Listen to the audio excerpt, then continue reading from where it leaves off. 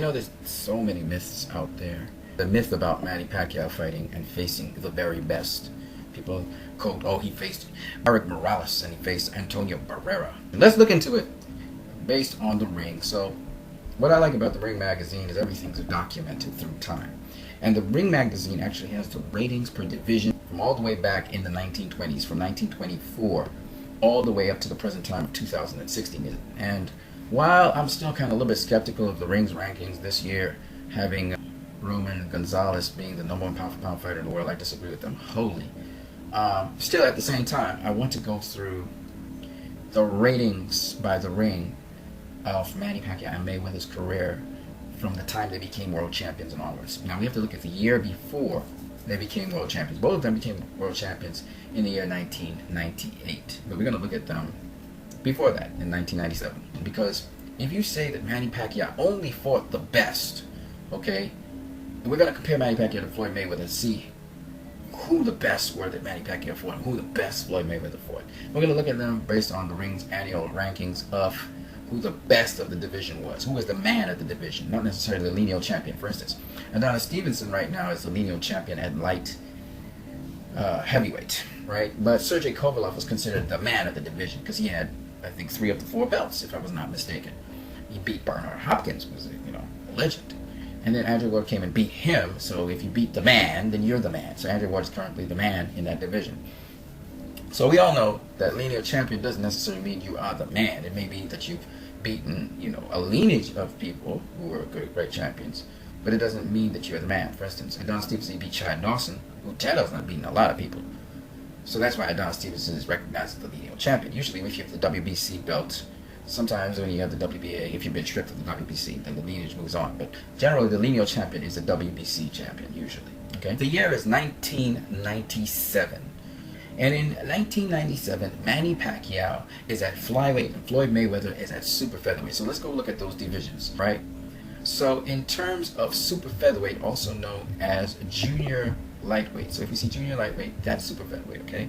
In that division, the man of that division was Gennaro Hernandez. And then we're going to look at Mark Too Sharp Johnson, who was the top flyweight in the world. Also worth noting, in 1997, Mark Too Sharp Johnson was a pound-for-pound top 10 boxer in the world.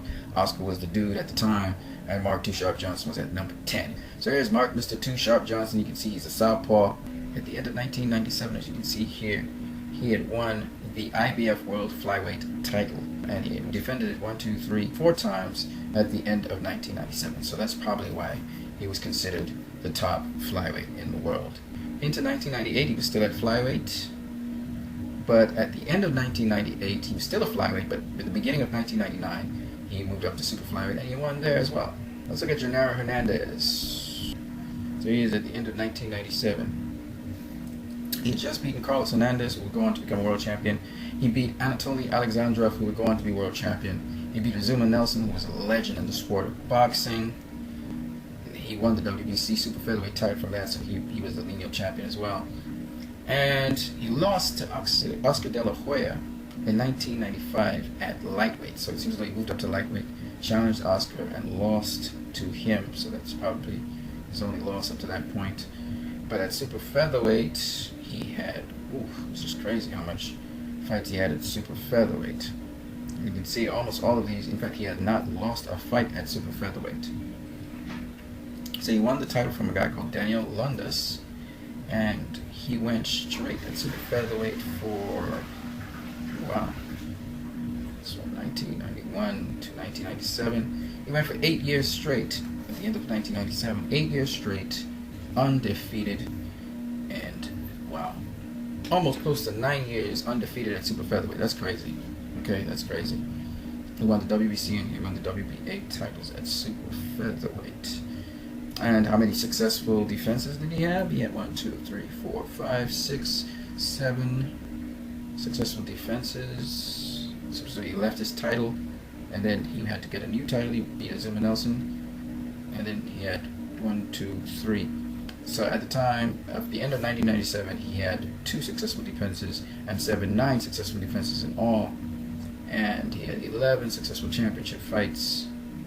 up to 1997, which is very remarkable. He's really well stood, good standing super featherweight. So, and Mark Too Sharp Johnson, he had 4 successful defenses. So these were the guys of their respective divisions. Genaro Hernandez was the man, definitely was the man, and then Mark Too Sharp Johnson. Now below Genaro Hernandez, we had Arturo Gatti, and below Mark Too Sharp Johnson, we had Chachai Sasakul, also known as Chachai Elite Gym. He had just beaten Yuri Abachikov. Yuri Abachikov was a long-standing flyweight champion with the WBC. So Chachai Sasakul, because it's WBC, he would be the lineal champion. And I think he had 2 successful defenses. We can actually look at that if you want to just pay attention to that a little bit. So let's see here. Chachai Sasakul at flyweight, where is he? Back here in 1997. So at the end of 1997, you see he beat Yuri Abachikov to win the WBC World Flyweight title for the first time. That's the second time I think he was meeting Yuri. And he defended it successfully twice in 1998 before he faced Manny Pacquiao. So in 1997, he had just come on the scene. He had just beat Yuri Abachikov. He wasn't a long-standing champion or anything like Mark Too Sharp Johnson or like Genaro Hernandez. In 1998, Floyd Mayweather Jr. took on Genaro Hernandez, who was the man of his division, long-reigning champion of his division in 1998. By the end of 1998, Floyd Mayweather was the junior lightweight or super featherweight champion of the world. He had gotten the #1 spot. He'd beaten the man, he'd beaten the lineal champion, he'd beaten the dude of the division. Nobody else was as high as that guy. As you can see, Manny Pacquiao beat someone. He beat Chachai Sasakul, as you can see here. He beat Chachai Sasakul, but he did not beat Mark Too Sharp Johnson. Now, Mark Too Sharp Johnson stuck around for 1998, the entire of 1998. Had 1 fight there, but he did not face Manny Pacquiao. Instead, he faced someone else, and Manny Pacquiao faced Chachai Sasakul, who I think is this guy here, #4. Now in Chachai Dutch Boy Gym. So Manny Pacquiao did not face the man of the division. He did, however, face the lineal champion, who had 2 successful defenses of his title, which means, therefore, that Floyd Mayweather has faced the best in his division. Manny Pacquiao did not face the best in his division. Very important to remember. Okay? Remember, they said Manny Pacquiao only faced the best, right? Mayweather faced the best. Pacquiao did not face the best in 1998 to become world champion. Even though both of them fought lineal champions, Mayweather fought the man of his division. Pacquiao did not fight Mark Too Sharp Johnson. For whatever reason, he did not face the man of his division. He did not face the very best. So in the year 1999, you have to see if these guys faced the #1 contender. And to do that, you have to look at 1998. In 1998, Floyd Mayweather should have faced Takanori Hatekeyama. He did not face him. That would have been the #1 guy for him to face. And Manny Pacquiao should have faced Hugo Rafael Soto. He didn't face him either. So neither of them did face the #1 guy. In 1999, Floyd Mayweather should have faced Diego Corrales, and I know he did not face him. And Manny Pacquiao was no longer at flyweight in 1990. At the end of 1999, Manny Pacquiao was at super bantamweight, as you can see here. He's at super bantamweight. Obviously, he didn't fight the dude. The dude at super bantamweight was Eric Morales at the time. In the year 2000. Diego Corrales is the #1 guy. Mayweather does not fight anyone who's the top guy, as you know. At super bantamweight, and Marco Antonio Barrera is now the #1 guy. Manny Pacquiao is #7. Pacquiao did not face the #1 guy in the year 1999, like we said. Now, the year is 2000. We are looking at super bantamweight. Marco Antonio Barrera is the dude. Does Manny Pacquiao face him in 2001? In the year 2000, Diego Corrales is the dude in junior lightweight, also known as super featherweight, and that's because of his wins. He surpasses Floyd Mayweather, okay, as the #1 guy in that division, even though he didn't face Floyd Mayweather. So let's see what happens. Does Mayweather face Diego Corrales? Does Manny Pacquiao face Marco Antonio Barrera? And our answer is Floyd Mayweather definitely faces Diego Corrales because he's now the #1 junior welterweight in the world. You can go check. In the year 2001, he faces Diego Corrales and beats him. So he has faced 2 of the best in his division of super featherweight. And Manny Pacquiao is yet to face someone of that ilk, and instead he faces Leo Ledwaba, who is number 3 in the world, and displaces him. He still is yet to face a number 1 opponent. So, in the year 2002, Floyd Mayweather Jr. is no longer at super featherweight. So she's the number 1 lightweight in the world, and he's lineal champion. And Manny Pacquiao is no longer at super bantamweight. He's now at featherweight. Okay, he's now at featherweight apparently. And Marco Antonio Barrera is the featherweight champion of the world. In 2001, as you can see here, at lightweight, Jose Luis Castillo is the champion. He's been a champion for a while actually, if you've been paying attention. So he's a long reigning, well, not long reigning, but he's a reigning champion. He's had, I think, 2 or 3 championship fights, okay, before he faces Floyd Mayweather. Beat Stevie Johnson, who was the man of the division. So he's now the man of the division and lineal champion at the same time. And as you can see, Marco Antonio Barrera at featherweight is the man at this division here. So that when Floyd Mayweather beats Jose Luis Castillo, as you can see, Castillo is now number 1 ranked at the end of 2002. So Mayweather rematches Castillo. So Mayweather has now faced 3 number 1 fighting guys, and he repeats it by fighting Castillo again. All right, but we're not going to count that. We're just counting the people, the best. All right, so he fights the best lightweight in the world, and he beats him, and he rematches him because it was a close fight in some people's eyes. Whereas at featherweight, okay, at super bantamweight, Manny Pacquiao in 2002 was still at super bantamweight. Paulie Ayala was the dude at super bantamweight. Manny Pacquiao was the number 1 guy. Did he fight Paulie Ayala? That's 2003. Manny Pacquiao beats Marco Antonio Barrera to become the lineal champion. The first person he has actually beaten who is the number 1 in his division. And that would be the number 1 featherweight in his division. And Floyd Mayweather Jr. goes back, rematches Jose Luis Castillo, and beats him.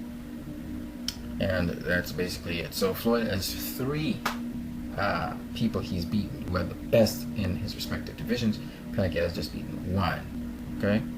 And worth noting, Manny Pacquiao is Juan Manuel Marquez is the number 1 challenger for Manny Pacquiao at featherweight. And at lightweight, Juan Lascanzo is the number 1 challenger for Floyd Mayweather. So if Floyd takes on Juan Lascanzo, great. If Manny Pacquiao takes on Juan Manuel Marquez, great. So in the year 2004, Floyd Mayweather has moved up to junior welterweight. The man of the division at that division is Costa Tszyu, and then you have Arturo Gatti, Vivian Harris. Manny Pacquiao at this point in time is the featherweight champion of the world, and in 2004, Juan Manuel Marquez is his marker, right, at featherweight. So if he fights Marquez in 2004, yes, he fights Marquez, but they fight to a draw. So Manny Pacquiao fights 2 top people, whereas Floyd Mayweather has fought so far 3 top people: Jose Luis Castillo, Diego Corrales, and Gennaro Hernandez. Manny Pacquiao fought Juan Manuel Marquez and Marco Antonio Barrera. And in the year 2005, Floyd Mayweather is pound for pound the number 1 fighter in the world. So remember, Costa Tszyu was the man in 2004, and then Arturo Gatti was second, right? So in 2004, Costa Tszyu was the man, and then the number 1 contender was Arturo Gatti, and then you had Vivian Harris, and then you had Floyd Mayweather, right? Ricky Hatton's all down here at number 6. So Costa Tszyu, he took on Ricky Hatton. Ricky Hatton became the lineal champion because he beat Costa Tszyu. And Floyd Mayweather, he was able to beat Arturo Gatti, so he was number 1 guy in line to beat Ricky Hatton. So we have Ricky Hatton, Floyd Mayweather, and then we have Miguel Cotto below him, right? But of course, Floyd Mayweather wants to beat the best, so he wants to beat Ricky Hatton. With Manny Pacquiao goes ahead and he goes up to super featherweight now. So he's left the featherweight division. He goes up to super featherweight, and as you can see at super featherweight, he is about to challenge Marco Antonio Barrera. Oh, by the way, let me just go back for a minute and show you something.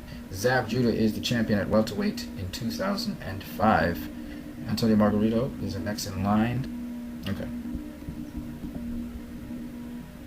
So in the year 2006, Floyd does not face Ricky Hatton for whatever reason.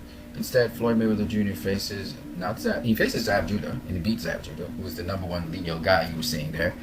But he also beats Carlos Baldomir, and the reason why you're seeing Carlos Baldomir below Antonio Margarito is because Carlos Baldomir in that interim became the #1 welterweight in the world. He beat Zab Judah to become the lineal champion, and Floyd beat Carlos Baldomir. Now Baldomir beat Judah, then he defended his title I think twice.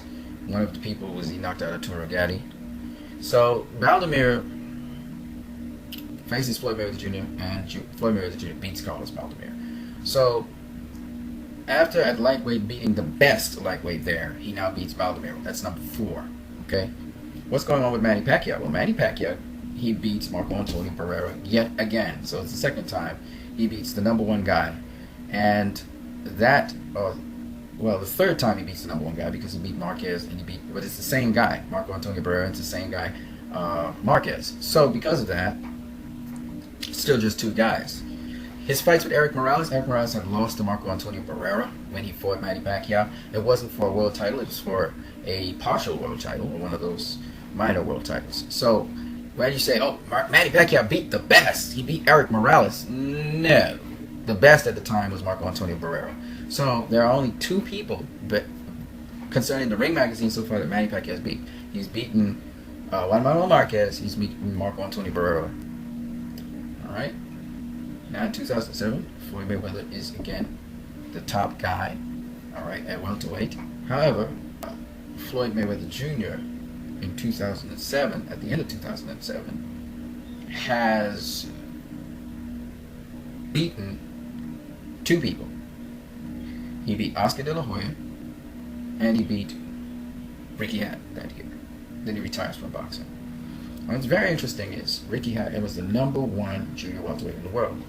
But we're not going to count Ricky Hatton as a #1 fighter that Floyd beat. And the reason we're not going to count him in this equation is mainly because Ricky Hatton at the time was the #1 junior welterweight. He was not the #1 welterweight in the world or #1 contending welterweight in the world. That privilege would go to Antonio Margarito. So Antonio Margarito was the #1 welterweight in the world at the time. And if you look at Louis Collazo here, Louis Collazo was the #5 welterweight in the world. Ricky Hatton beat Louis Collazo that year. So Ricky Hatton was at the 5th welterweight in the world. In 2006, Antonio Margarito was the guy. This is where everybody comes with the argument, oh, he should have fought Antonio Margarito. You're not going to fight Antonio Margarito. You got Oscar De La Hoya there. He's a bigger dude than Antonio Margarito. He's probably much more dangerous than Antonio Margarito, but still, nonetheless, Floyd was going to fight Oscar De La Hoya. So he did not fight Antonio Margarito, who was the best at the time, the best opponent at the time to face him. And this is at the end of 2006, of course, where he had beaten Carlos Baldomir and Zab Judah. So at the beginning of 2007, Floyd did not fight Antonio Margarito. He fought Oscar De La Hoya, who he wanted to fight a long time. So he finally got to fight him, right? He was the 6th junior middleweight in the world. Whereas Manny Pacquiao, he was still in junior lightweight. I think he fought Juan Manuel Marquez a second time. And Mayweather, at that point in time, he fought Oscar, and then he fought Ricky Hatton at the end of 2007. And Antonio Margarito, strangely enough, was no longer there. So 2006, Margarito was there, but by 2007, Margarito had been defeated by Paul Williams, and Miguel Cotto rose up on the scene. So Mayweather had the opportunity at the end of 2007 to fight Miguel Cotto. So Margarito never stuck around for Mayweather to fight him anyway. He got dethroned by Paul Williams, and Miguel Cotto popped up on the scene as the #1 guy. In 2008, I think Pacquiao moved up to lightweight. The man of lightweight at the time was Joel Casabior, you had Juan Diaz, and David Diaz. And Pacquiao chose to fight David Diaz. In 2008, he was the #3 lightweight in the world, behind Nate Campbell and Juan Manuel Marquez. He didn't stick around very long. He went and fought Oscar De La Hoya, who was the 5th ranked welterweight in the world. And then after that, in 2009, I think he faced Ricky Hatton, who was the man. And he beat Ricky Hatton. So he beat Ricky Hatton at junior welterweight to become, and Ricky Hatton was the lineal champion, and he was the man of the division. There's 3 people Manny Pacquiao was able to beat who were the best in their divisions. Floyd Mayweather came back, and he fought Juan Manuel Marquez, who was the lightweight champion of the world. Again, we don't count Juan Manuel Marquez as a #1, the best because we have to talk about division. In terms of welterweight division, Marquez was not the best welterweight out there. So, but it is what it is. Mayweather, at this point in time, still has beaten 4 of the best in his given divisions, right? In the year 2009, Manny Pacquiao beats Miguel Cotto. Okay? I mean, dismantles Miguel Cotto. Shane Mosley fights Antonio Margarito. And at the end of 2009, destroys Antonio Margarito. Antonio Margarito beat Miguel Cotto in 2008. So they were 1-2. Now Pacquiao beats Miguel Cotto in 2009.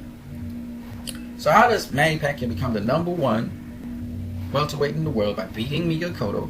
And Shane Mosley beats Antonio Margarito, who is, the dude of the division at the present time. And Pacquiao is ranked over Mosley. So in 2009, actually, I think the ring has this information for once. It's not Manny Pacquiao is the #1, but Shane Mosley is the #1 welterweight in the world. Manny Pacquiao is the #2 because Margarito beats Miguel Cotto, and his next fight is Shane Mosley. And therefore, Shane Mosley should be the #1 welterweight. Manny Pacquiao beats Miguel Cotto, who lost to Antonio Margarito. Actually, Miguel Cotto should not be ranked above Antonio Margarito. Margarito beat Miguel Cotto to take his spot. So therefore, when Shane Mosley beat Antonio Margarito, Shane Mosley was actually the #1 welterweight in the world at the time. So just bear that in mind. Okay? So that in 2010, Floyd faces Shane Mosley, Manny Pacquiao faces Joshua Clottey and beats him. Therefore, Manny Pacquiao should be the #2 welterweight in the world. Floyd Mayweather is the #1 and also lineal champion at the same time as well. So that would bring Floyd's total to 5. 5 of the best in the world. Okay? 5, and Manny Pacquiao is still at 3. Okay, since they are both in the same division now. In 2011, Floyd Mayweather should have faced Manny Pacquiao to get his kudos, and Manny Pacquiao should have faced Floyd Mayweather to get his kudos.